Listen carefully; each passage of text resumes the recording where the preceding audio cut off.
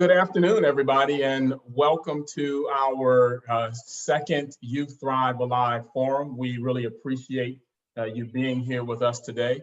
We're hoping to have a very exciting time today. We hope that you will learn from some of the things that we're doing here at Youth Thrive and what's happening across the country vis-a-vis Youth Thrive. Before we get started, I want to transition us into a land acknowledgement. And I ask that wherever you are in your space, wherever you are right now, to acknowledge the space and land that you sit on, the Native Americans, the indigenous people, the land where we all have the opportunity to live and breathe. I myself am in North Alabama, sitting in the space of the Cherokee and the Chickasaw and the Yuchi and the Shawnee tribes. Here, you have an opportunity yourself to put in your zip code, text your zip code to the number on the screen, and you can identify the land in which the indigenous land and people where you actually are sitting. So if you wouldn't mind, take some time and place your tribes and the lands in the chat box. We really appreciate that.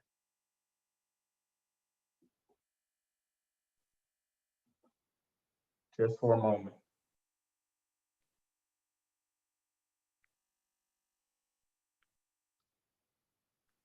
How long is 153 years?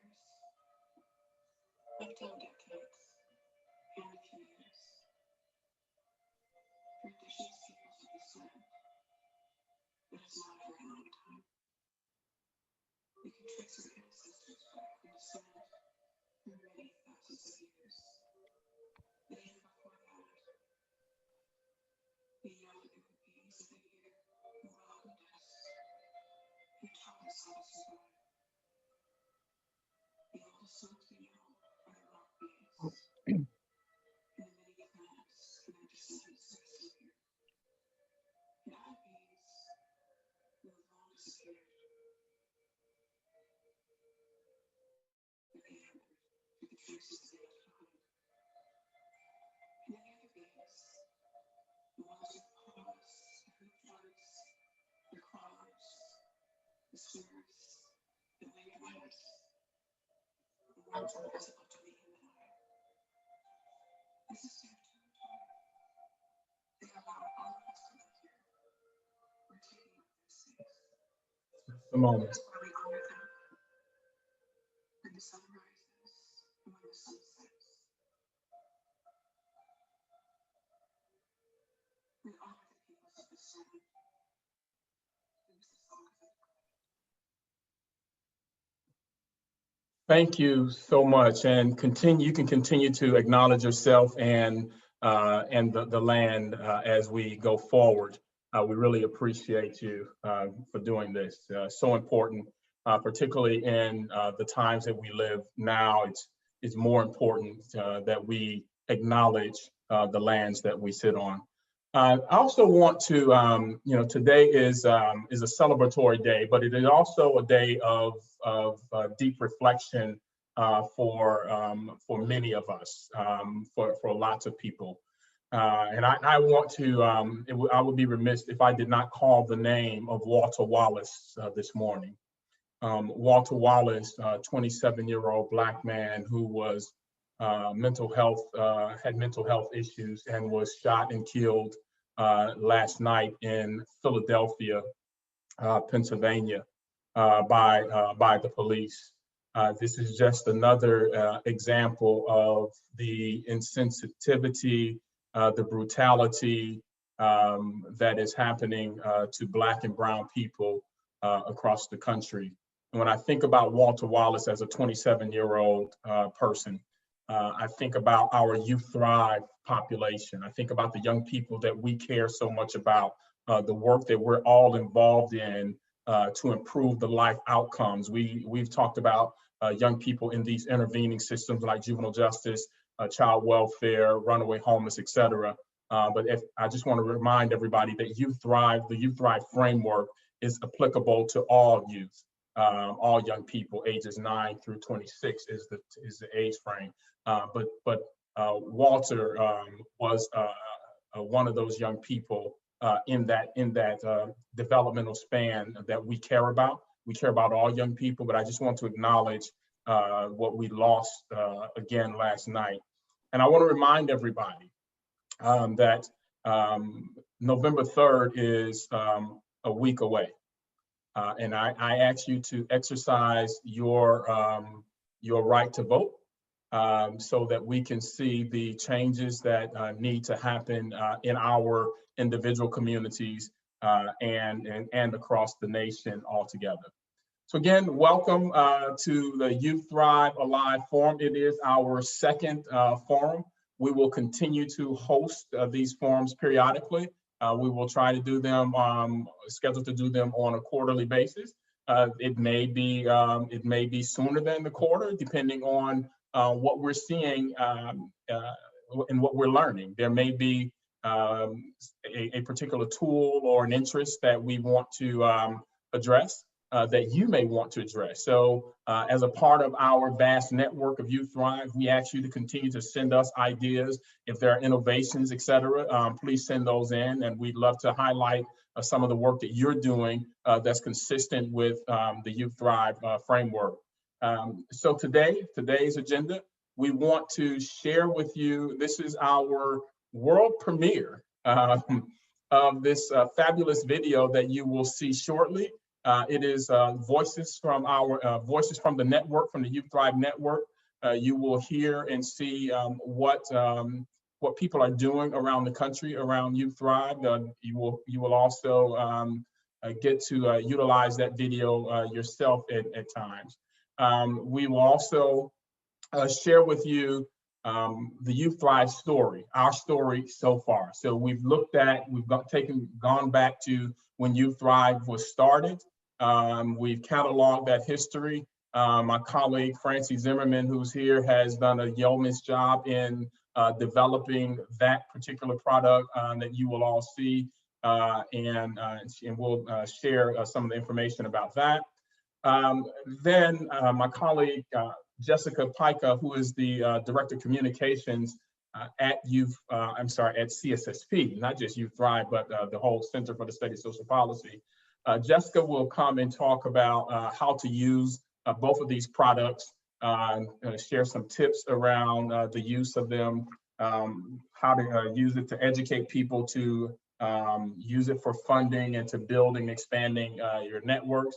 And I want to say thank you to Jessica for the work that she did on the production and development of both of these products, the video and the story. And then we have a cast of folk who many of you know. They are from across the Youth Thrive network. We have a panel of our Youth Thrive partners who will share some updates on how they're implementing Youth Thrive, some of the work that they're doing, and hopefully it will inspire you to do more than that you're doing. So thank you so much. Again, and we will now I'll turn it over to my colleague, Taisha, to show our Youth Thrive video.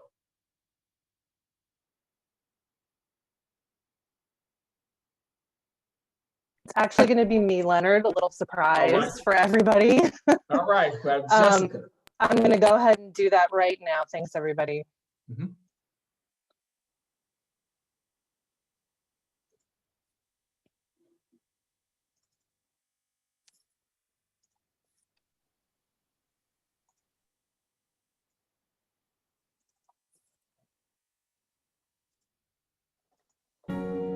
Well-being is one of the 3 pillars of child welfare, and it's the one we do the least well. Youth Thrive offers us the opportunity to really take a deep look at the impact of what we do on young people and try to improve it so that the results for them are much better. When we started Youth Thrive, we originally were really focused on helping child welfare change the way it was going about serving young people. We then were brought in to start working with juvenile justice systems, with systems that were working with young people who had experienced homelessness, to also apply the framework in those systems as well. For many people, when they think about implementing Youth Thrive, consider Youth Thrive in their jurisdiction or in their communities, they think here's something else that I have to add onto my plate. It's really an augmentation or support of what you're doing. Youth Thrive has allowed us to take this framework and apply that to all areas of the work. And so now they have that common language. Again, regardless of the intervention or the program that they're using. We speak a common language around the framework. We build community around the framework, and that way everybody, our young people, no matter where they go into what providers, they're hearing the same language, the same encouragement, the same strength-based. They understand that resiliency is something to be proud of.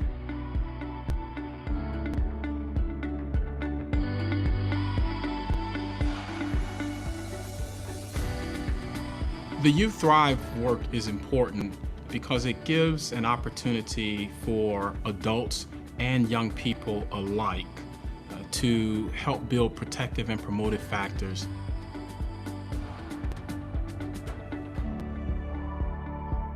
They are sort of the conditions and the characteristics and the competencies that will help not only to mitigate the risk factors that impede healthy development and well-being, but also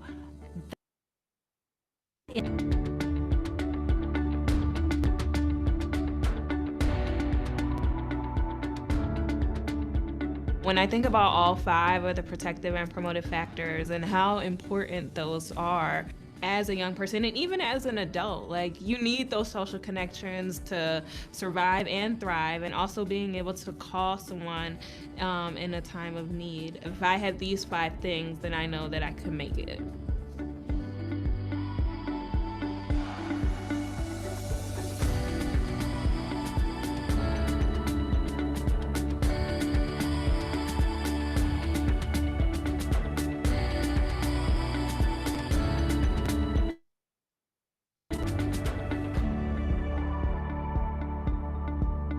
can't really afford to leave anyone behind. And unfortunately, when you look at the outcomes, when you look at what is happening to young people in our child welfare and our juvenile justice systems, or those young people who have experienced homelessness, we are really failing them. Child welfare systems or child serving systems have an opportunity and an obligation to disrupt patterns. And I think the Youth Thrive framework, both the training and the promotive and protective factors, really give us a structured way of really looking at, asking hard questions and having hard conversations and moving systems to get to different outcomes so that children and families of color are not disproportionately affected by our systems. Race equity is central to Youth Thrive. When you ask the question, who are the children aging out of foster care? They're primarily Black children and brown children, children who come into the world at some disadvantage.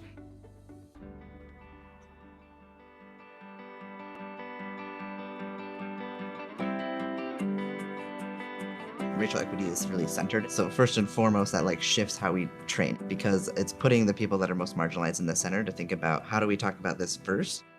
When I think of the Youth Thrive curriculum and you're training it and you're talking about adultification, and so how a Black young man is seen in the world with higher expectations at a younger age than a white young man. And so I think when Youth Thrive actually really put that in there because they knew, okay, we have to do better. We're missing something here that's huge. It shifted the curriculum in a really positive way.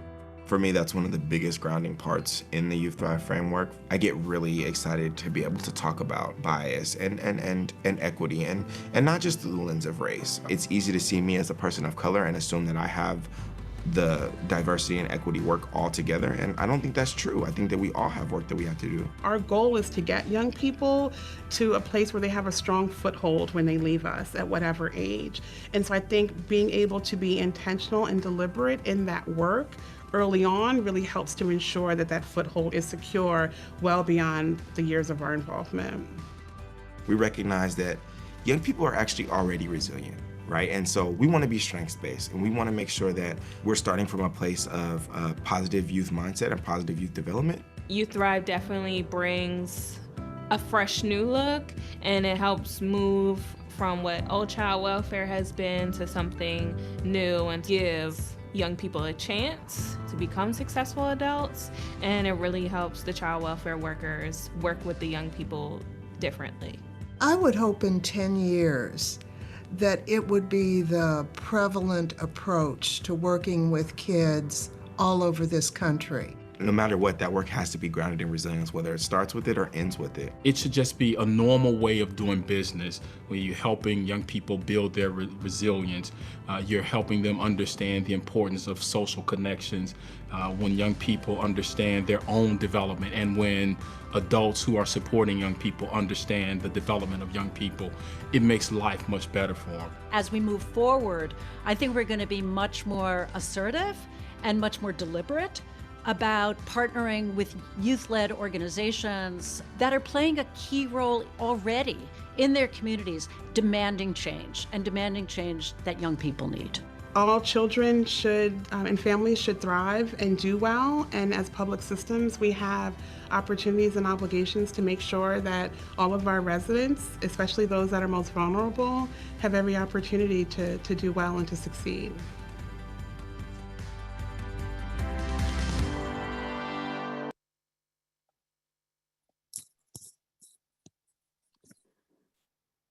Hi, everybody. This is Francie Zimmerman. I'm a senior associate with the Center for the Study of Social Policy.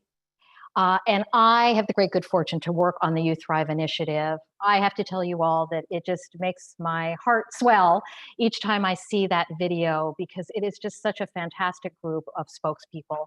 And I think they make a really strong and compelling case for the need to prioritize youth today. I just want to assure you that now that we've had our red carpet moment of getting to share that video with you, it's being posted to Youth Thrive, and you'll be able to to YouTube. You'll be able to access the link and see pristine versions of it, use it in your training, use it in your staff development. And as Leonard indicated, Jessica, our Crackerjack communications director, is going to talk about some of the ideas she has for using that video going forward. So I'm just going to share my screen now and also share with you a few examples of another product that we have and some illustrations from that.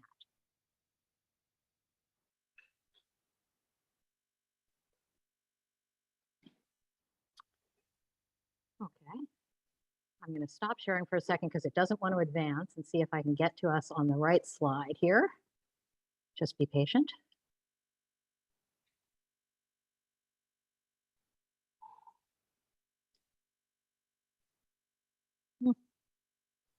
Okay, there we go. So this is the cover of another new product, and I just want to say that we were so looking forward to today to share some of these positive examples of work that many of you are part of, others of you are contemplate starting to be part of, and we really hope this will inspire you. But as Leonard acknowledged at the beginning of the call, we've had another tragic killing, this time Walter Wallace, and I live in Philadelphia, so this is a difficult day, and we join really too long and too painful a list of these kinds of tragedies in our country.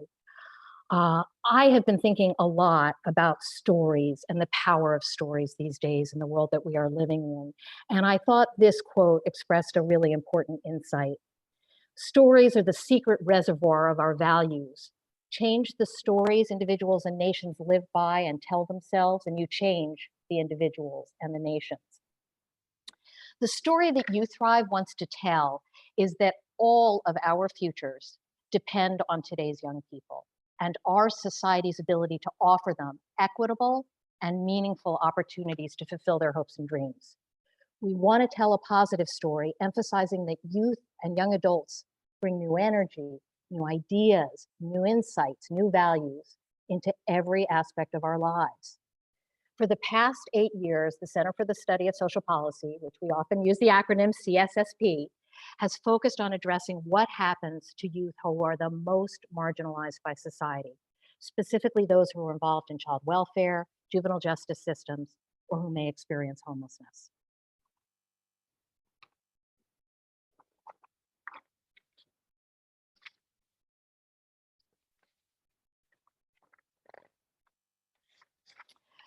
So often as advocates, practitioners, and policymakers, we're involved in important change efforts and think, I hope someone is capturing this story. This new report, which we call the Youth Thrive Story so far, is our attempt to do just that.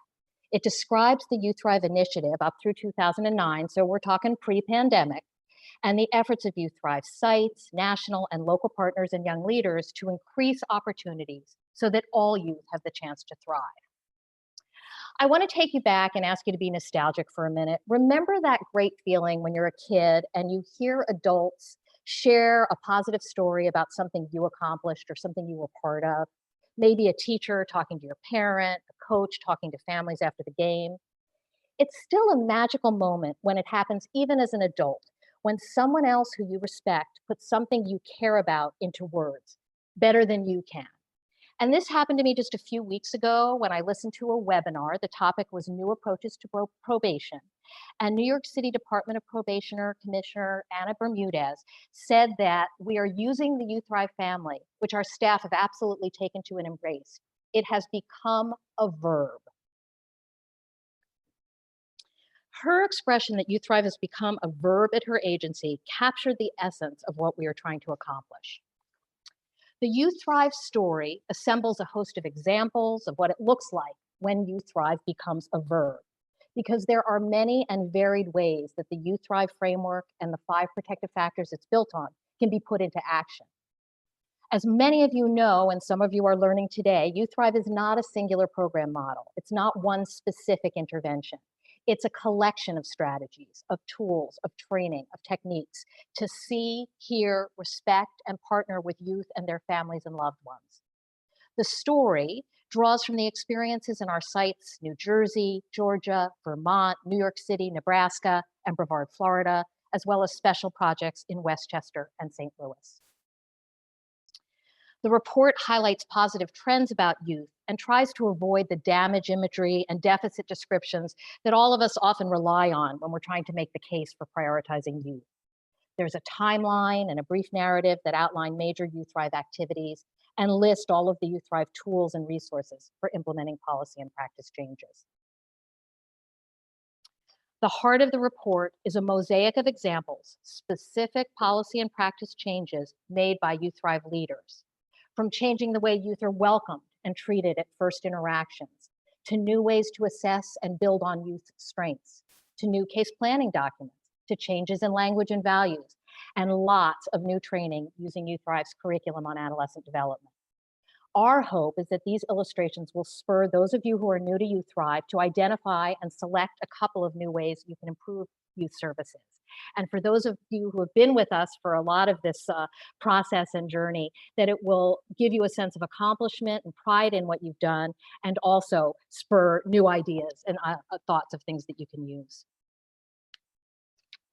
One of the most profound ways to get a different picture, as our colleague Jessica Grimm at Bravehearts expressed in this quote from the report, is to partner and learn from young people themselves. A theme throughout the story and video is the critical role that youth and young adult leaders with lived expertise in foster care, legal, and other youth-serving systems have played in advising, guiding, critiquing, and improving all aspects of Youth Thrive. Whatever staff position, youth leadership, or advocacy role you are in right now, please think about the many ways that young people can be involved in contributing to your community, organization, or agency in the coming months. I'm now going to turn this presentation over to CSSP's stellar communications director, Jessica Pica, who oversees CSSP's internal and external communications work with the goal of improving organizational impact, influence, and visibility. without Jessica, frankly, we would not have either of these two new products. So thank you from all of us, Jessica. And she's going to now share some ideas about how to use the video and the story going forward. Jess? Thank you. Thanks so much, Francie. Thank you all for joining us today. I have to take a moment just to acknowledge how excited I am to be here and to be here under the umbrella of presenting these two products, because Francie is giving me more credit than I deserve. I am grateful to have been able to help with the creation of these products, but you all who are watching, and in particular the Youth Thrive team, are the reasons that these exist. One of the best parts of my job is the opportunity to help people tell stories. And these two products are, in their hearts, the story of Youth Thrive. And the thing I'm most excited about is that we're not just giving you words, and we're not just giving you a video, we're giving you both. And it's my hope, and I think I speak for the whole team when I say it's our collective hope, that everyone will find different and unique and creative ways to use these products. As I'm talking today, I hope that you'll start thinking a little bit about how you might use the video or the Youth Thrive story in your own work. We'd love to hear from you.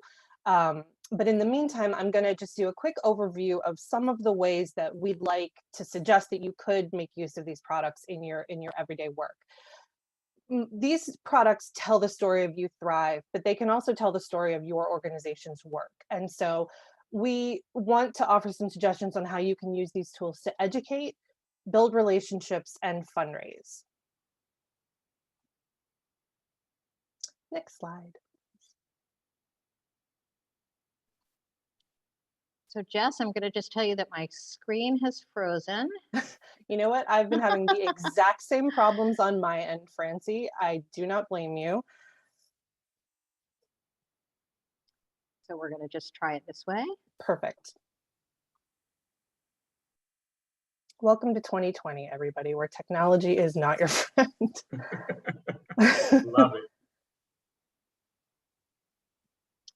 If you want to do it the other way, Francie, where it's not in presentation mode, I'm fine with that. We're just going to leave it that way for now. I apologize. Let's not tempt fate. I'm sure we have all experienced these little gremlins in our day-to-day, so no big deal. So how to use the story to educate. One of the things about Youth Thrive, I've been at CSSP for about 3 years now, and when I started here, one of the very first experiences I had was attending a Youth Thrive convening, and I was blown away by the spirit of everyone who works on this project. I had not heard of it prior to joining CSSP, and being in that room with the people who were so energetic and so passionate about this work was, frankly, really life-changing for me. We really feel like these products are something that you can use to kind of bring that feeling of passion and excitement to a broader audience. So specifically, as you have new staff joining your team, a really quick and easy way to show them the magic of Youth Thrive is to give them the story to read or share the video with them. It really encapsulates the secret sauce of Youth Thrive in such a beautiful way, and a way that is easy to absorb. Similarly, staff who've been with you for a long time, this is a great opportunity to show them the history of this work, the things that have been accomplished, and to make sure everyone is sort of on the same page with what Youth Thrive does and the goals of the initiative. So to my point earlier, just a second ago, about not knowing about Youth Thrive and really getting to feel like I had really jumped into the deep end in the best possible way, educate people outside of your organization and in your community about Youth Thrive and about all of the incredible opportunities that it presents for young people themselves. That will, in addition to educating them and telling them what Youth Thrive is all about, that will create a sense of buy-in, which will then help you to bring more people in, to bring more people who are advocates to your side, to really create a message of holistic care for the community. And finally, educate your board of directors, commissioners, policymakers, people in the community who, from the grass tops perspective, can really make changes. The story and the video are real ways to get people who can actually change laws or who can actually move the needle to come into your side and give you some buy-in. So similarly, building and maintaining relationships. It's one thing to really get people to know what Youth Thrive is, but to show them the incredible work you're doing helps to build relationships outside of your organization and to maintain them as well. You can remind partners why Youth Thrive is so effective. People know what you're doing in any point of time on the calendar, but they're busy with their own lives. It's useful to be able to show them again and again why this work is so critically important, both for your organization and for the community as a whole. Similarly, that feeling of being energized when you're at a Youth Thrive convening or when you're involved in this work is something that can be replicated whenever you show them the video or allow them to sort of read the story, see the timeline, see all the work that so many partners in the Youth Thrive framework have been engaged in. Finally, this is an opportunity for you to really market your work and to bring it to a whole new cohort of people who haven't heard of Youth Thrive and who might be interested in joining the work. Finally, fundraising. We are all interested in raising our bandwidth and our budgets. And one of the best ways of doing that is showing funders incredible stories and good work that's being done. The story is a huge opportunity to show funders what is being done. And not just funders, but community members, foundations, other boards and commissioners and policymakers, and any other stakeholders, both on the local level, but also nationally. In this day and age, everyone is hungry for ways to support the community, particularly from a distance. And Youth Thrive is exactly that. So use the story in the video to really show all of the various things that your organization is doing with the Youth Thrive framework. Finally, a really important note about both of these pieces. 7 minutes may feel like an incredibly long time if you're trying to do a funder pitch. We strongly encourage you to pick and choose the pieces of both the story and the video that are relevant to you. Tee up the video on YouTube. And by the way, both the story and the video are now live on CSSP's website, and the video is live on YouTube. So you can go there at your leisure. We strongly encourage you to take both of them and tee up the video right at the equity part, or tee up the video right before the protective and promotive factors section. Really show the things that are most important to you that are targeted to your particular audience at any one time. And I just saw a chat pop up about posting the link. As soon as I'm done speaking, I'm going to go ahead and throw those links into the chat for everyone. And I believe they'll also be showing up later in the presentation, but we'll make sure everyone has access. But don't feel like the video itself, 7 minutes and 17 seconds, is you have to show the whole thing. Show sections of it as it relates to you. And then the same thing with the story. We have a beautiful timeline in there that you can pop out and just use. There are several different pieces in there that could be cut and pasted depending on your needs. So we strongly encourage everyone to just use these resources in whatever way is most valuable to you. And so speaking of ways that are most valuable to you, I'm going to ask my colleague Taisha to help me out with a quick polling question. These are just the ideas that we've thought of together about how you could use these tools, but we would love for the audience to let us know, what have y'all been thinking about? How would y'all like to use these resources? We're going to pop up a quick polling question and just try to get a little bit of audience feedback on that. Taisha? So we're going to leave it up for just a couple minutes. How will you use the Youth Thrive video and/or the story in your work, your organization, or community? We'd love your top 2 answers.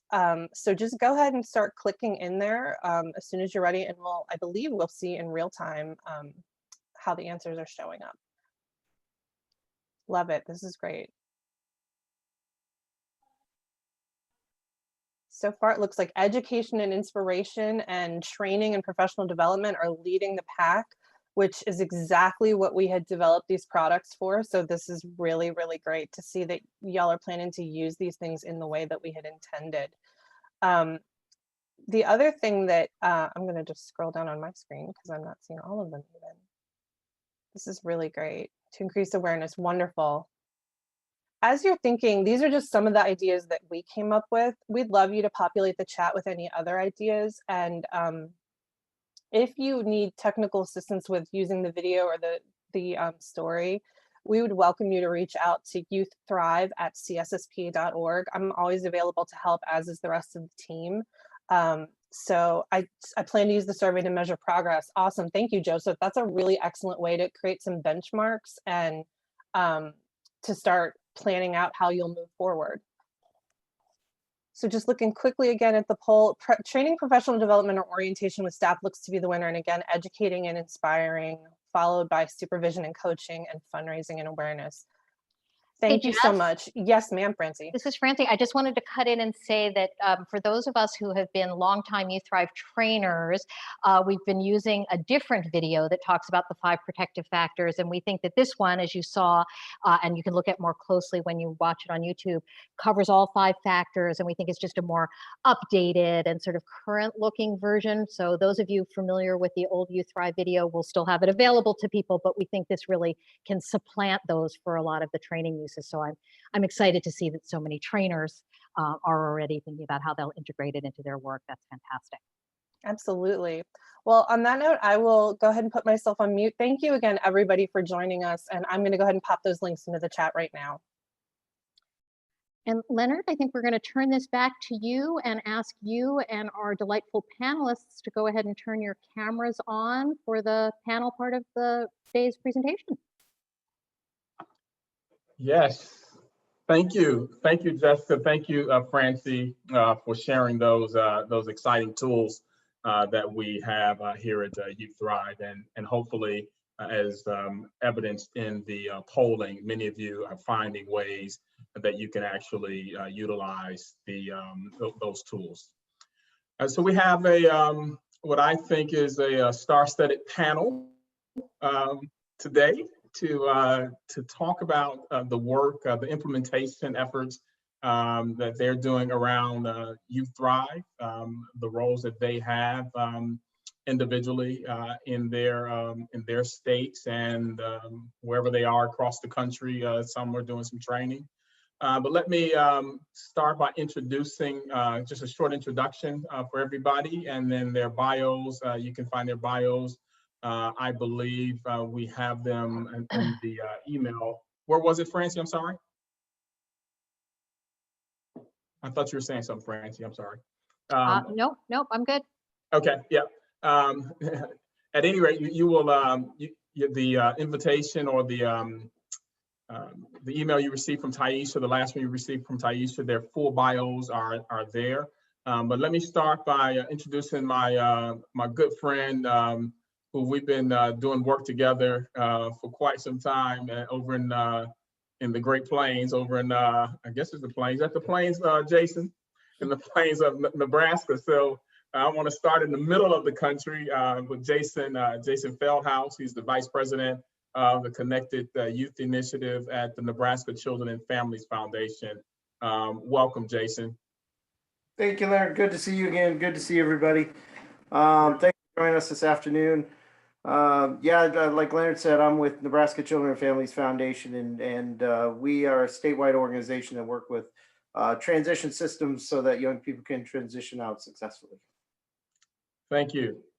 And then let me jump over to Matt Wolf. Matt is a person whenever I see Matt, I just go into this calming space. And Matt is, I think, is this sort of this natural healer type of person. And he's what I consider a repairer of the breach. Wherever there are breaches in relationships, if it's with communities, if it's with individuals, Matt is able to find good in all people and all things and repair those breaches so that there's health and healing in our communities. And Matt is the Youth Voice Coordinator of the Vermont After School Network Incorporated. Matt, welcome. Thank you. Say a word or two. You're on mute too, Matt. Well, I mean, thanks, Leonard. I wish you could tell me about me when I get up in the morning. I think I'd have a great day every day. Wow. Thank you. Matt from Vermont, Youth Voice work, Youth Thrive trainer. Yeah, and you're right. I had a staff member that used to refer to me as the human benzo because he said every time I walked in the room, his supervisor's blood pressure would drop. Love it. Yeah, thank you. Thank you. I'll pivot over to, I'm going to go to the West Coast. Go to the West Coast now. And how about Elliot Hinkle? Elliot and I have done work together and continue to do lots of work together. I am a much better person with Elliot in my presence. Elliot is a Youth Thrive ambassador. Elliot does work in child wealth. He's a child welfare advocate, mental health and LGBTQ advocate. Elliot does training. Elliot is a trainer and a master trainer, a masterful trainer. So Elliot, say a word or two. Yeah, it's great to be here. I think CSSP feels like family to me, so it's always good to be asked to do work with y'all. And this stuff is really core to how I became a good youth worker, and so I really enjoy talking about these things, and anything that has to do with youth is really where I'm interested, so I'm glad to be here. Thank you, Elliot. And since we're on the West Coast, I'm gonna stay over on the West Coast and go to my nephew Sam. Sam has adopted me as his uncle, and so Yes, sir. Sam is a policy consultant and trainer, and also a Youth Thrive ambassador. Sam. Yes. Absolutely. Thank you, Uncle. Appreciate it. And really happy to be here. Yeah, a lot of my work really is focused on being able to, work with vulnerable populations and really trying to be able to see and increase, policy initiatives for folks. And again, to be a part of CSSP is just like Elliot said, like family. And so always happy to be here with folks and really happy to be able to chat with you all today. So yeah, I'll leave it at that. Thanks, Sam. Yeah. Last but not least, Janine Gray. We all know that a nation is only as strong as its women, and so this panel is anchored by a great woman. Janine Gray is the Deputy Commissioner of Juvenile Operations for the New York City Department of Probation, a long-term worker in the field, 26 years, and just a hard worker and committed to young people and improving the lives of young people. Janine's responsible for all the operations in Department of Probation. Janine, why don't you say a word? Well, good afternoon, and Leonard, you said it all, so I don't have to say too much. I'm just happy to be here. Indeed, my passion has always been with our young people and will continue to be that way. So I'm happy to be a part of this team and to be able to just elevate our young people's voices, and hopefully, and they will thrive and not just survive. So thank you so much. Okay, well, thank you all. So we're gonna ask a couple of questions. I have a couple of questions I'm going to ask the panelists. I will just randomly pick, who to start with, and we'll have this conversation. I'll ask everyone to respond to the same question. Just a couple of questions we have here. So I'm going to, since we ended with Janine, and I'm gonna start with Janine. So over the past 6 months, Janine, what new or different actions have you taken to help you thrive? And what are you most proud of? Well, this is really hard, over the last 6 months, we were in the pandemic of COVID-19, that pause. And just for New York City, it really was the epicenter of COVID-19 pandemic in the United States. And so, when I talk about it, I have to say it's a little bit overwhelming, because at that time, we really we were forced to change our practices really quickly and position what we were doing with our young people in a different form, a different platform. And we really had to consider not only the staff, but our young people and the families of how we were actually going to work with them. So I have about 3 examples I wanted to share of what we changed over the last 6 months during this pandemic time. And my theme, I just want to say today, was we talked about protective factors and the Youth Thrive. My theme is just elevating the voices of our young people and their families. That's the theme today, as well as the staff. I can't forget the staff. And so when we talk about elevating the voices of our young people to guide our decision making, One thing we did is that we changed the way we engage with them. And basically, we started using virtual platforms because, like I said, when I talk about force, a lot of our operations were in court buildings. And at that time in March, or the end of March, the buildings closed. So technically, we were forced to shift our sail, as people say, to shift the way that we do our work and make sure that we were still lifting up our young people's voices. So we engage with them on Zoom, FaceTime, Microsoft Teams. We were learning that, Google Duo. There was a new one that I just learned, House Party. And we were starting talking to our young people and those platforms. And I have to say, they really enjoyed it because it was another way of talking to them and they felt safe in their homes. So we also learned something through this pandemic. Another thing we had to do was modify our supervision alternatives. Now, we were not able to do in-person home visits. So therefore we drive-through field visits in a way that we went to their homes, but then they would have to come downstairs, or depending on where they live, they were able to like wave at us at the window. And as we started down this road in the pandemic, we also changed that. We also started engaging with our young people in the parks and making sure that we also complied with social distancing and wearing masks. A second thing that we did during this time is that we thought it was very important, again, to uplift and build on those protective factors with our young people and families. We also instituted weekly wellness checks that went beyond the supervision work that we do. And basically what we did, we had credible messengers. And credible messengers are individuals who have been in certain challenging places, whether it was in prison or whether it was on probation. And what they were able to do is transform their lives. So they are credible messengers because they're the ones that talk to our young people.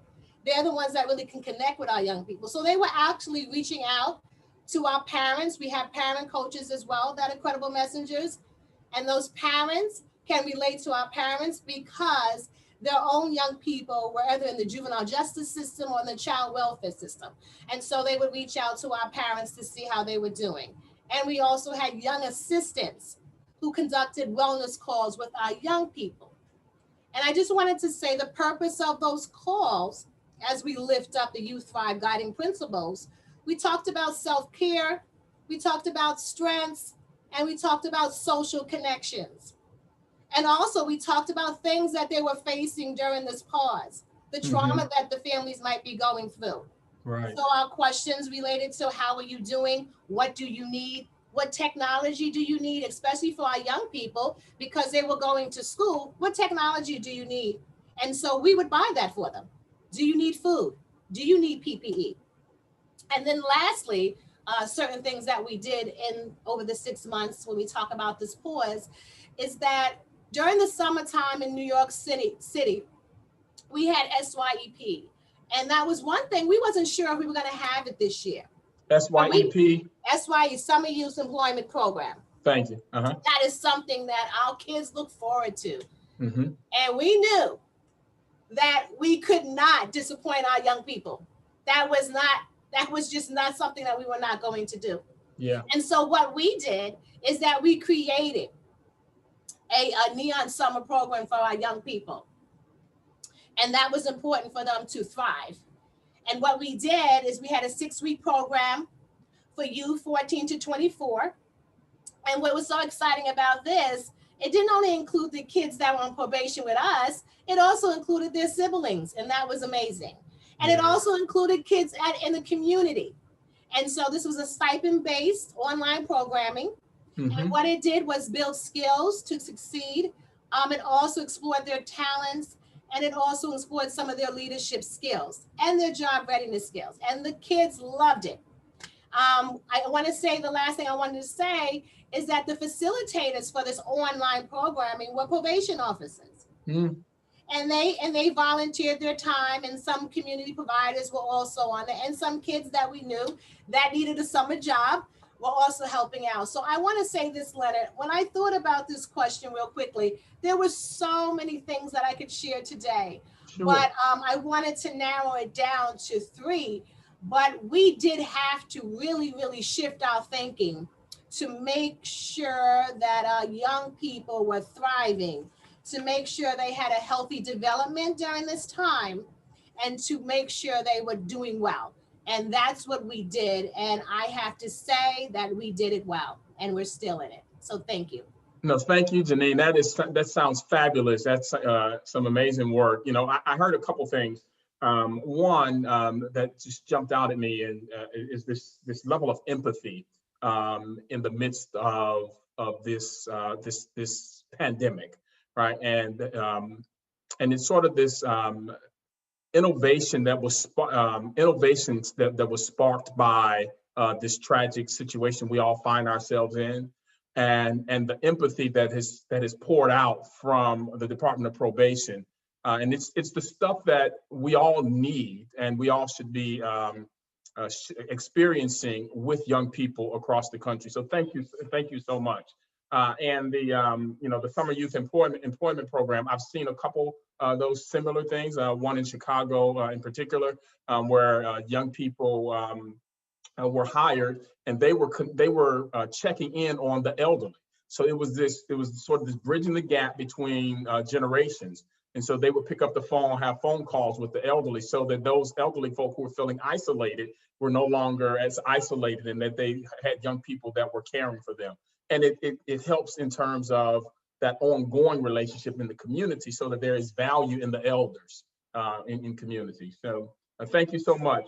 Let me jump over to Jason. Jason looked like he's ready to just pop out his seat. And same question, Jason. Yeah. Last 6 months, what's your most, yeah, go ahead. Always following New York City is always tough for us rural communities, you know? But we're going to jump right in and do our best. Absolutely. Everybody has been put in a position where these are challenging times. And I think Janine really touched on something really interesting, and that was how our workforce had to adapt quickly to trying to be supportive adults from a virtual space, and unexpectedly and almost rapidly. And so I think some of the work that we'd like to highlight is one of the things we saw was there's so much information out there about COVID. There's so much information about resources and where to turn, some good information, some bad information, as we live in a world of disinformation as well as good information. And so what we were able to do was rally around some of our young people. And some of our young people really took the lead in being what we call social media influencers, and really their voice on social media to help young people attach to quality, reliable, good information about where they can find resources, about where they can find support, to increase dialogue in times of isolation.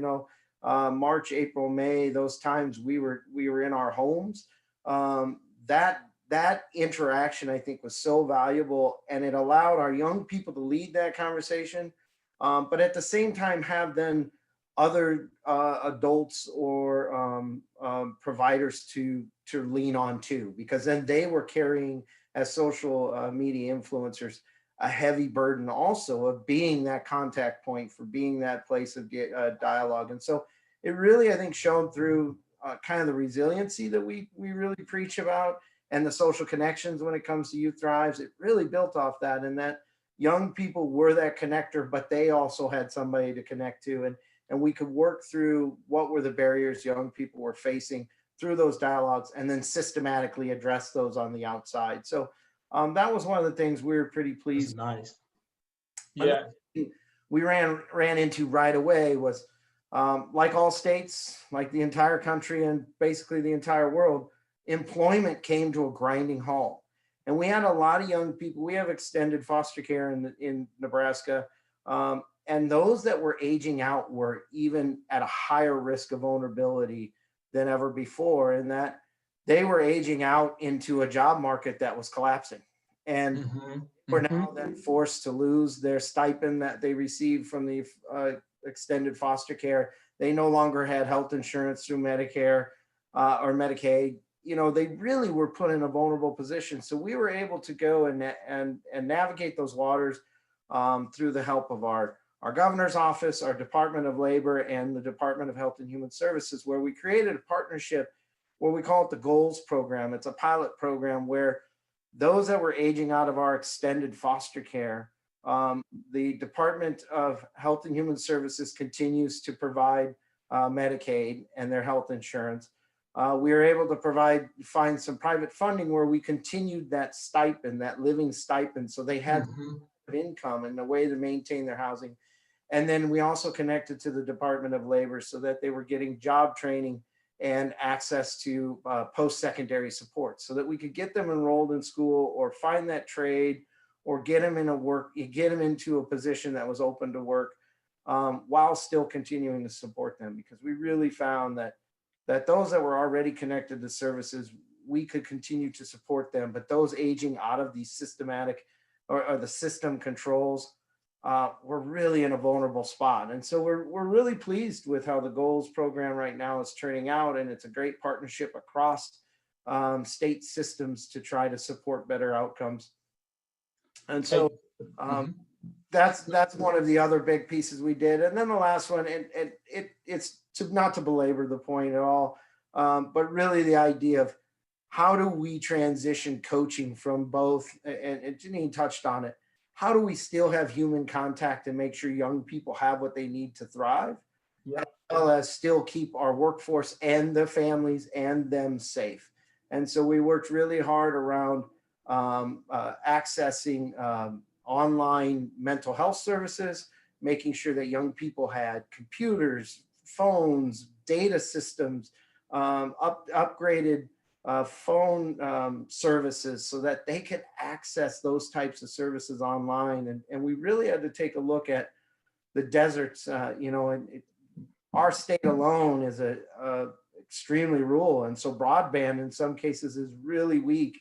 And so to really focus in on how do we deliver equity from the perspective of technology in ways so that people aren't absolutely isolated and vulnerable. And so that was another challenge for us when we really looked at not only moving services to online, but upgrading our digital capacity to make sure people could take advantage of those services. So those are probably the biggest three things that we've done.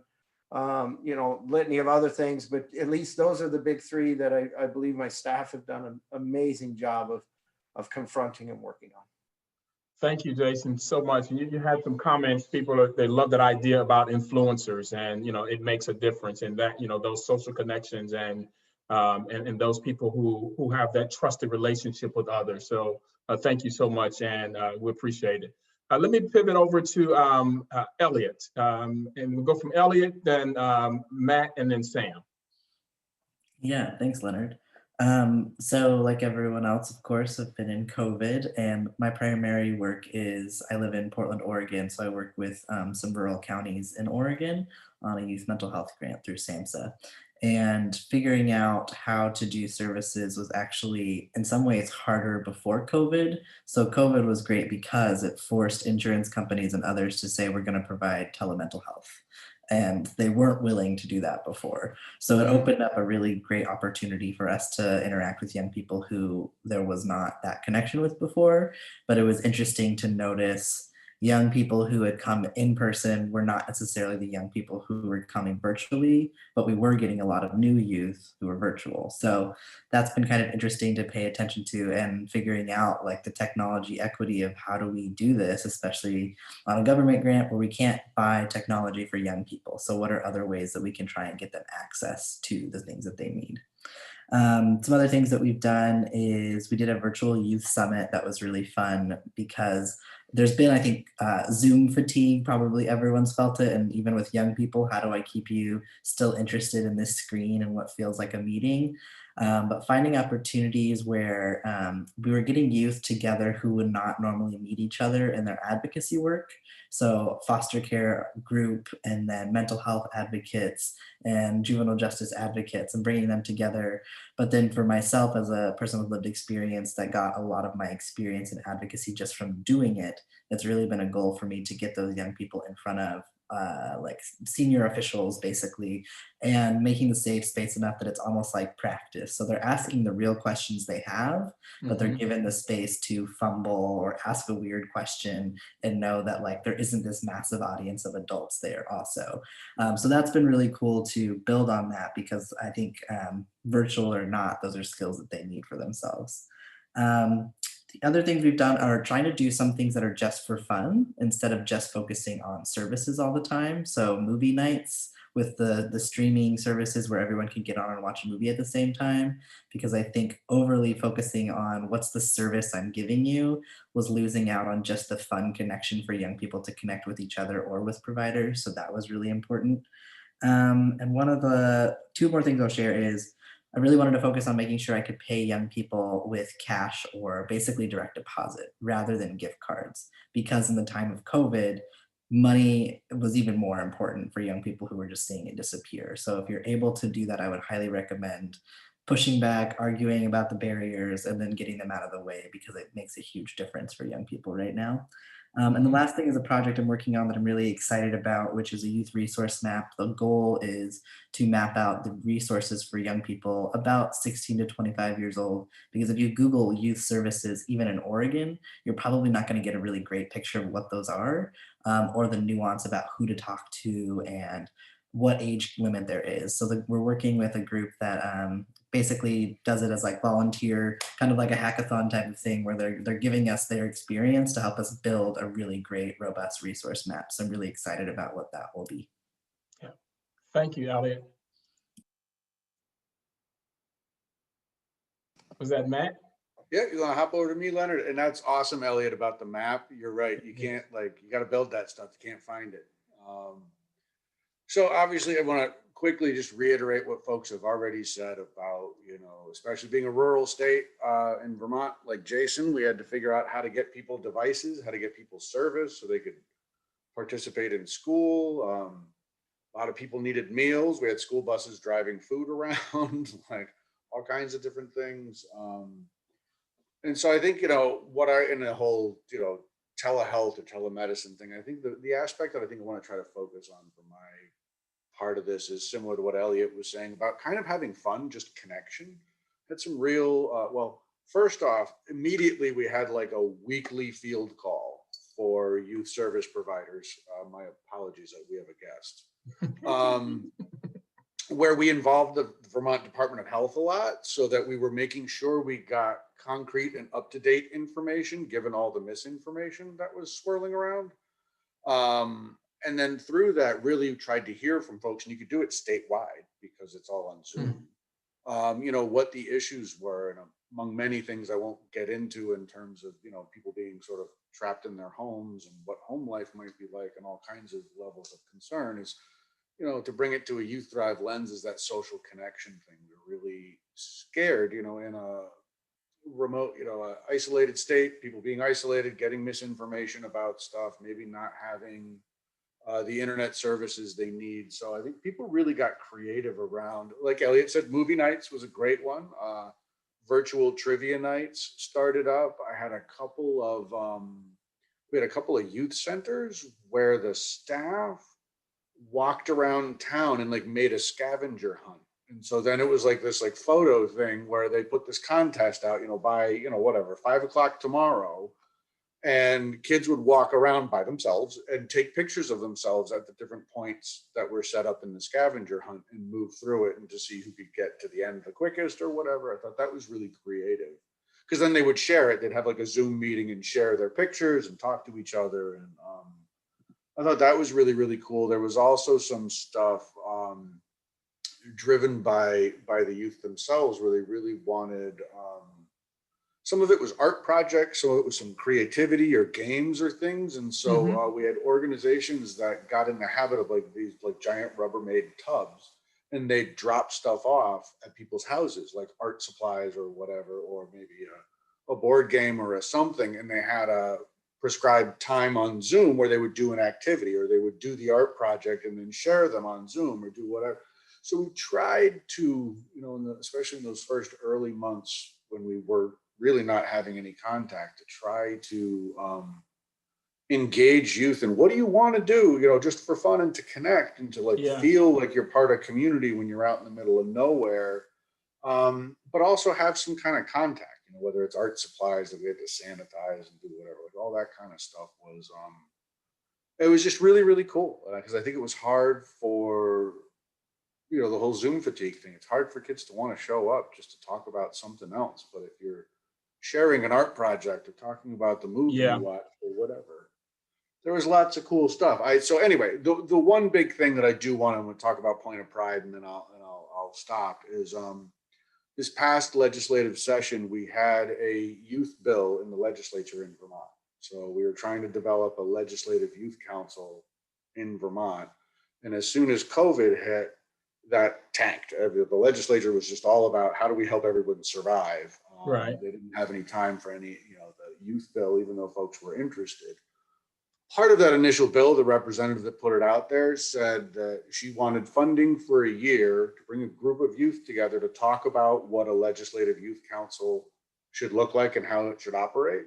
Mm-hmm. Oh, well, when COVID hit and that all went belly up, what we decided to do was we ended up bringing a group of about 50 youth together in 5 Zoom meetings over the course of the summer to do that work of voting and determining what a legislative youth council should look like in Vermont, and one that has some, not budgetary, but has some influential power in the lawmaking in Vermont.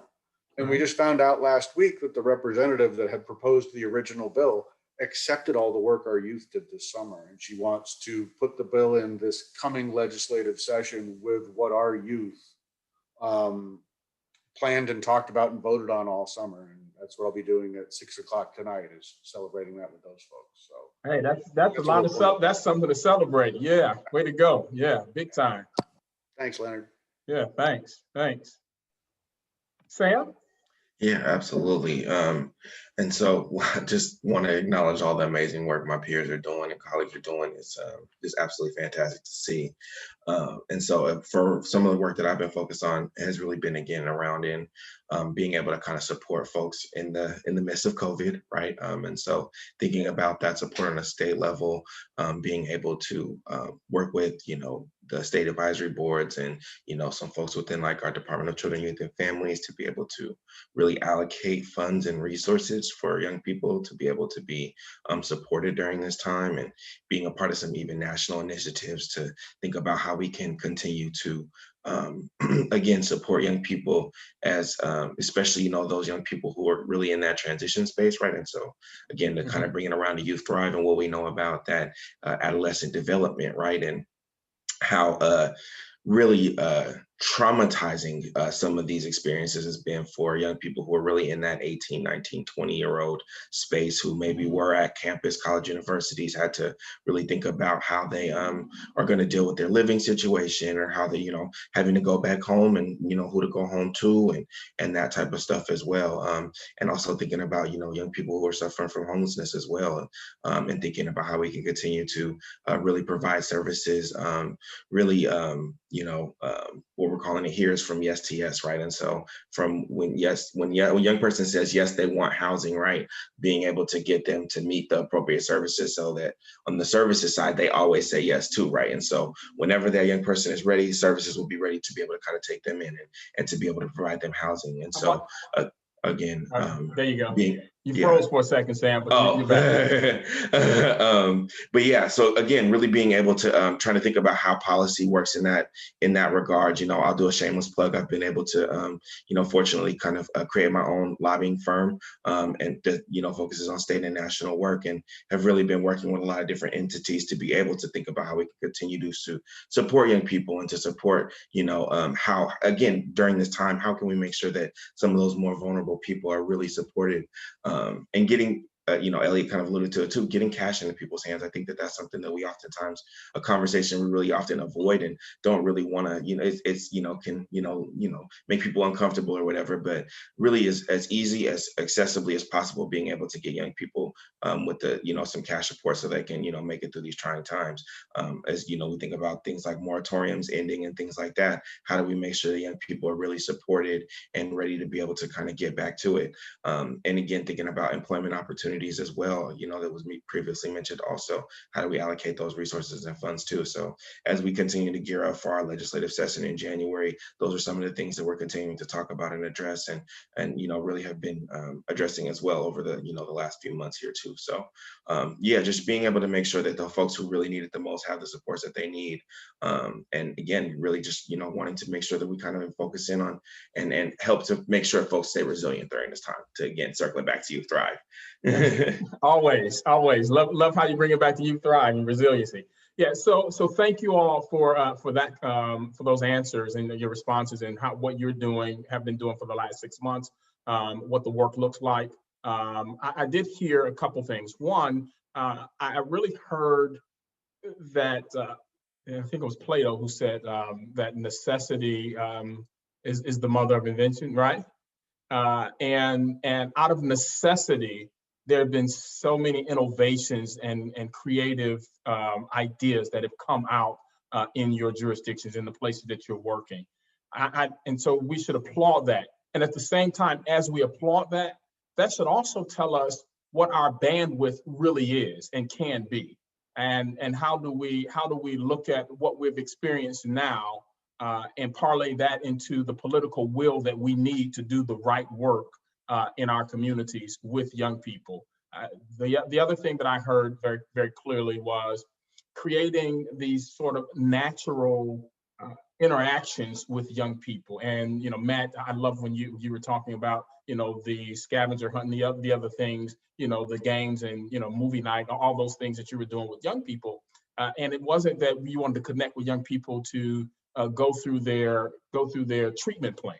All right, it was we're not, although the treatment plan is very important, connecting is equally as important to young people in this time. So I just want to applaud you all for what you're doing there. We have about 10 minutes left, 9 minutes, and I know Francis is watching our time, and so am I. But we have about 9 minutes left for this next question. So I'm going to ask you all to take about 2 minutes each, and we'll still a minute if we can. And here's the question I want to pose. What new insights do you have about youth activism, youth leadership, and shared power, given all that is happening with the Black Lives Matter movement and other anti-racism activities? Elliot's ready to go. I'm ready to go. I'm ready to go because I live in Portland, and if you watch the news, lots has happened in Portland, and I think if anything, it's made me more proud to live here because a lot of what's happened advocacy, activist-wise, getting communities together, a lot of like community education and just movements have happened largely from young brown and Black and queer young people in this town and in this area. And they've also then, of course, been the firsthand folks to experience the violence of police in those conflicts, to basically advocate to have lives that aren't experiencing violence. So what I've learned in this time period is that regardless of if we decide to partner with young people, they will often push ahead regardless. And they're learning more and more how to do that. So either we can help them and join them, or they're just going to head on without us. And Yes. I'm glad for that because that is like the future. That is definitely what's needed. I think we underestimate young people still. I think that's still something the field is working through. How do we understand that young people can be equal contributors, if not more, to projects and ideas that we have, that they can create the idea and have a plan and we can support them in that. To just trust that. And there's some really powerful work that comes out of that. And that's what I've been experiencing with the young people I work with, that when I kind of open the floor to like, what projects do y'all want to do? What do you want to work on? They come together with really great ideas. And really the ask of me isn't, I need to help make sure all this happens. It's just like, what do you need from me? And I'll do what I can, but like, this is your project. And so trusting that young people have that ability and we can support them in doing that. And I think, the last thing I'll say is that there was a conversation I was in recently and somebody said, they used the word delinquent because I think that word is still sometimes used in juvenile justice. And basically the conversation was, we know this is the word that we've been using, but in this space, and this, it was a system of care meeting, let's think about the fact that when we say that word, we may still be attaching meaning to young people that we may not mean. So how do we think about young people in this community that are struggling, and how when we call them delinquents, we're not really thinking of the full picture of how has COVID impacted them? Are they able to find work? Are they using drugs for specific reasons because they're trying to cope? Do we know what's happening in their home? So this kind of reset that was important in that group, because I knew no one's intention was to speak negatively about youth, but if we didn't figure out new language for how to talk about youth, the meeting was going to be much more about the negative and the things that they were missing and doing wrong than like, where are the behaviors coming from? Why are they having to do these No, things? thank you. That's powerful, Elliot. Thank you so much. Sam, why don't we stay with on the West Coast here? Yeah, absolutely. So there's definitely been a lot going on in regards to the, civil unrest around racial injustice, and, just, focusing on wanting to be able to kind of address and be really a part of the solution, I think has really been, a huge focus of my work. And so I just, part of some of the challenges that I've seen in regards to um, dealing with the Black Lives Matter movement, and dealing with, addressing race and addressing equity, is deeply personal, right? It's a deeply personal work for me. And so that really has been really at the core of what I've been doing as far as policy is when I work on my policy work, when I think about things in practice. And I think also too is really elevating and highlighting the voice of lived expertise. I think that that's been something that's really been, again, continuing to be the core of my work, and wanting to be able to continue to have that be at the forefront and at the center. I think that oftentimes that voice can just continue to get muddled. There's still a lot of tokenization, still a lot. We still don't really have, we, in a conversation recently, talked about there's not really even any national standards on how to engage people with lived expertise, right? And so I think that for me, when I think about how we can continue to move things forward and continue to think about practice change and policy change. And when we think about the lens of Black Lives Matter, and we think about the lens of everything that's going on in the world today, including COVID and how folks are disproportionately affected, we really want to make, I think, at least for me, it's about making sure that we continue to bring that voice of lived expertise at the forefront, and continue to have those voices in front of people who need to hear them, right? And so how do we continue to get them in front of legislators, policymakers, staff people, and again, not in a tokenizing way, but in a partnership way, in a way that allows for folks to feel in collaboration with. And so for me, that is a huge and key pivotal piece. I'll leave it at that. Thanks, Sam. Jason, go to the middle of the country and work our way over. Sure. Yeah, what a powerful question, and a great topic to talk about. Here in Omaha, we had a young man, African-American man, James Gerlach, who was murdered by Jacob Gardner during the protests. And it set off a nerve in our young people, rightfully so. And what we found is that COVID will eventually, and for all those who have been affected, my heart goes out to you, but it will go away. This is something we have to, this racial equity we have to confront and change, really work on. It's something that won't just take its course and move away, or we'll have immunity to, unless we make real change. And so, we really just opened up a lot of forums for our young people to lead the conversation. And, people like me are still learning how to grip with my white privilege as well as my male privilege. And those conversations are extremely valuable for hopefully to change those of us that are in a position to make those decisions today, and then open up pathways for those to make decisions tomorrow. And so, right now we are really just opening up those dialogues and challenging people to come together as community as best we can with COVID social distancing, but still really challenge those former norms and create new norms of being through dialogue, empowerment, and opportunity. And so I appreciate you bringing up the topic, Leonard. Hey, Jason, I appreciate your candor and your openness in answering that question. Thank you so much. You said COVID, COVID will eventually go away. It'll take its course. But this racism is some work that we all have to do. I mean, we all have to work on COVID in our own way, whether it's wearing masks or, being safe. But this wicked stain in this country called racism has to be tackled with fervor and intentionality. So thank you. Janine, you want to jump in? My geography might be off. Am I right? Yes, I'm right. Here. All right. So, real quickly, I just want to say as a department, we continue to push and support opportunities for our young people and their families to be elevated in these difficult times. One thing during this pause, and I have to just give kudos to the wonderful probation officers and the leadership.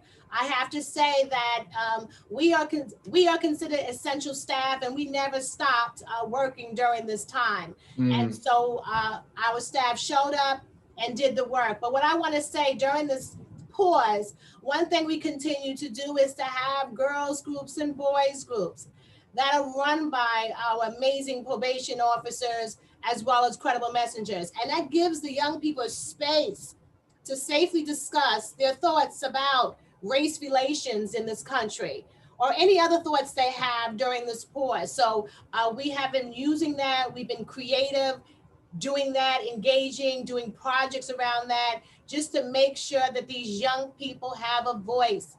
Otherwise, you find out they'll go out there and do something else if they feel they're not being heard. So I am so proud of the staff that, like I said, and I would be remiss if I don't say that they have also went through challenges, Leonard, whether they lost a loved one as well. That's But right. even in the midst of that, they knew that their job was to be there for the young people and their families, and they did it. They never missed a beat. And so I have to give kudos to the New York City Department of Probation for that. But we will continue to elevate our young people, our families in these difficult times. Thank you. That's powerful. Thank you, Janine. Yep, we've got to hear them. We got to hear them. We got to have to create the space and opportunity for them to emote and not be judgmental about their emoting, creating those right spaces for them. Matt, go ahead and wrap us up, and then we'll. Yeah, I'll be real quick, Leonard. I honestly, I think that the youth are really the leaders in this, especially with social media, with the information that we have available at our fingertips these days. I think youth are really at the cutting edge of this movement. It's interesting to, Jason's comment about how the pandemic will go away. We had a young man speak at the rally at the State House here. And if you don't know, in Vermont, there's a 2-lane street that goes in front of the State House that the size of both lanes says Black Lives Matter in the same paint they use for crosswalks. So I was quite proud of us for that. Yeah. Because not every corner of Vermont is as open and accepting. Yeah. But I was proud of him for that anyway. But when they were talking on the State House steps, one young man said, if you're here because this is, a young Black man said, if you're here because this is the new thing, leave. We've been doing this for hundreds of years. Like, this is not a new thing for us. So if you're just, hopping on the latest craze or whatever, it's like, we don't need you here. Yeah. This is like a lifetime. This is hundreds of years worth of stuff. And I think that, that coming together with a lot of new meetings, we have anti-racism groups, a lot of really great stuff going on. And most importantly, what I think is the knowledge, and especially with youth, because the systemic part of systemic racism is the fact that the system lets this stuff happen. If a teacher says something not okay, and the principal covers the teacher to protect the, institutions, face value, whatever. You guys know what I mean. You're nodding. That's the systemic part of systemic racism. And the beauty of what's going on these days, especially with youth and social media, is I've seen high school principals fired up here for their Facebook posts. Yeah. For things that they've said, for things they've done. So it's like you get enough people paying attention to something, and a lot of it's the youth on media. Changes actually have consequences are happening. And that's going to pull the systemic part out of the systemic racism, at least in some corners. Yeah. Yeah. That's beautiful, Matt. Thank you all. Thank you so much. That was a nice note to end on. This whole issue around systemic racism, because some folk don't think it exists. And maybe it doesn't exist for some folk because systems are made up of people. And we tend to recently we've had more focus on the system and not the individual. And the system is only as corrupt and racist as the people who are in the system. And so until we start cleaning out and sanitizing those racist policy practices, research, and ideas, and those people who perpetuate those, that's the work that we have to do. That's the work that has to be done. So thank you all for answering these two questions. I know we never have enough time for panels ever, and as much as we try to organize these things. But thank you for agreeing to spend your time and your efforts. Thank you for the work that you're doing on behalf of young people, keeping them in the forefront of what's important, because they are really what the future holds for us. So I'll end that, give you all a round of applause. Thank you. Give yourselves a round of applause. And I'll turn it over to Susan Knockin, Executive Vice President at the Center for the Study of Social Policy, the mother of Youth Thrive, and for some closing remarks and some upcoming Youth Thrive activities. Susan. Thanks, Leonard. And thanks everybody for joining us today. Thanks to our fabulous panelists.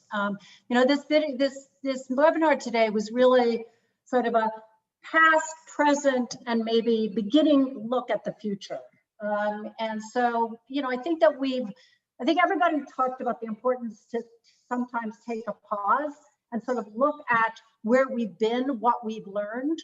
And that's really what you had in the video and the survey, the video and the story. And then our panelists talked so, I think, beautifully and compellingly about what they have done during these last 6 months. What does the present look like in these unparalleled times, where you have not only the confluence of COVID, the profound racial injustice that is ripping apart our country, and then I think the economic implications of, at least of the pandemic, sort of what's happening in our society. And what I love, Leonard, that you said, necessity is the mother of invention, because while that Anna was talking, I have to say, I kept thinking, what is that expression? What is that expression? Finally found it. And then you said it almost the same second I found it. But, but that's really what I heard, were people and agencies being creative, being innovative, figuring out how are they going to meet the needs of the young people in ways that transcend all the limitations that the pandemic has presented to us. And so thank you for sharing that. And the last conversation, the last question about the role of what does this all mean in these times of police brutality and police killings and Black Lives Matter? What does this tell us?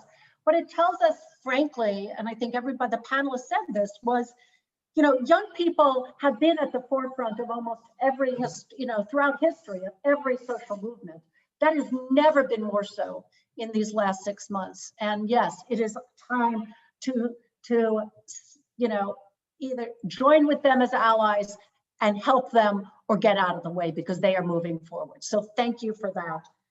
So going forward, yes, this Youth Thrive story continues. I am very happy to report that our Youth Thrive survey, which is online and can be accessed through on our website, is now available in Spanish. And I would also say, and that's through a wonderful partnership that we had with the California Department of Social Services.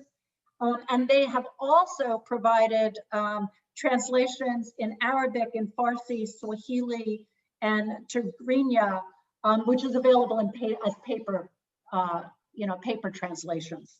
So we're just delighted about that. Thrilled to report and let you know, if you haven't already received it, we have just sent out the Youth Thrive Yes scan for excellent youth resources, where we're asking your help to identify the best examples of community-based programs and activities and resources and partnerships that are giving young people the opportunity and opportunities and experiences to thrive and to sort of fulfill their dreams. And the idea is we need to identify those local gems of programs that are helping young people in every community stay out of these systems in the first place, stay out of child welfare, stay out of juvenile justice, and be on a trajectory to success. And so we're asking for you to submit your ideas. We'll be putting a link to the survey in a minute so that you can have that, but it's also available on our CSSP website. And coming this fall, really proud to report that after a year's effort, many of the people on this phone call and researchers, practitioners, administrators, trainers, youth have been working with CSSP, with my colleague Myra Soto Aponte, to pull together the best resources that we have to influence practice, to figure out how do we take these Youth Thrive, you make sure that everyone who's coming in contact with young people are able to put into place practices and programs and approaches in everyday activities to help build a young person's protective and promotive factors. And that is coming late this fall, and I'm sure we will have a webinar to unveil that when that is available. So thank you very much for joining us, and continue to help young people to thrive. Thank you. Bye-bye.